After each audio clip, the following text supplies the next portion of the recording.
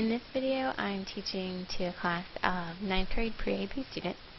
In the previous week, we had watched what we called the old version of Romeo and Juliet that was made in 1968 and directed by Zeffirelli. We then watched what we called the new version of Romeo and Juliet that stars Leonardo DiCaprio and Claire Danes. While we watched the movies, students were asked to notice differences among the two movies and the play in their textbook. Watching the movies served a number of purposes. First, to help struggling students have a visual of what happens in the play, because not all students are able to visualize what they're reading. Second, to have students do analysis and critical thinking with what they've already read and what they saw in the movies. Third, to see the play come to life in different perspectives and settings. What you see in this video is the class discussion of this activity. You can see on the board behind me 3 columns of information that students came to the board and wrote up individually.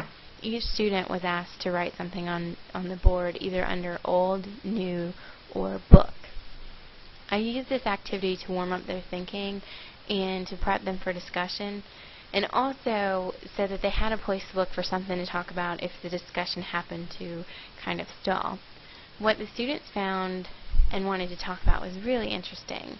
I was surprised by how engaged and interested the kids were in this discussion.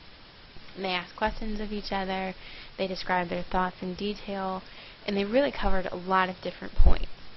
For the most part, my role as a teacher in this video is really just facilitating the discussion.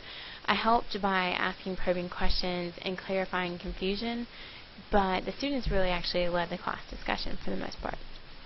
Normally, I would have been in the discussion circle. The students were sitting, in a circle, and I would have sat with them, but since students can't be in this video, I'm in front of the room. What I found interesting about watching the original video was re-listening to the class discussion. What I found was there were a large number of students involved in the discussion on their own, but there were a number of students who only spoke when I called on them. While every student participated, there were a handful who only spoke once, and it was just because I called on them. But there were also a handful that spoke really frequently. However, something must have clicked in this particular lesson with the quietest student that I have. As I re-listened to the audio in this video, when I called on her to speak, she really ran with the opportunity.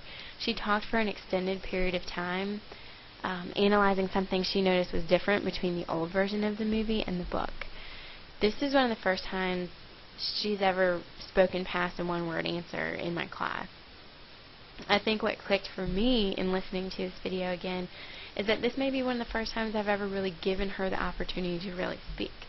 There are times when more boisterous students tend to dominate the conversation, and you have to create opportunities for the quiet students. As a teacher, I need to be more aware of creating these opportunities, and that's definitely one thing that I got out of watching this video. What I also noticed is that my involvement with students has evolved. I listen and really hear what the students are saying. I've struggled with this in the past. I would listen but not necessarily hear or correctly process what the student was trying to say. Even watching my facial expressions, you can see that I'm really taking in and processing what is being said.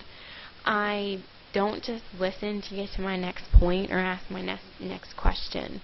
I listen and base my next point or question off what I'm hearing in the classroom. I base it off what my students need. One last thing I noticed while watching this video was that I still have a problem with fidgeting and moving around a lot when I'm in front of the room. I noticed, I kind of play with the markers. I talk with my hands and I make a lot of gestures. I used to think this was a nervous habit. Now, I kind of just think I'm a squirmy person. I'm not nervous with these students at all, and I'm really comfortable with what I'm teaching. I just can't seem to sit still. In a way, I think I get so excited with what I'm teaching and interacting with the students that my energy just kind of pops out in my hands and in my facial expressions and just about everywhere else.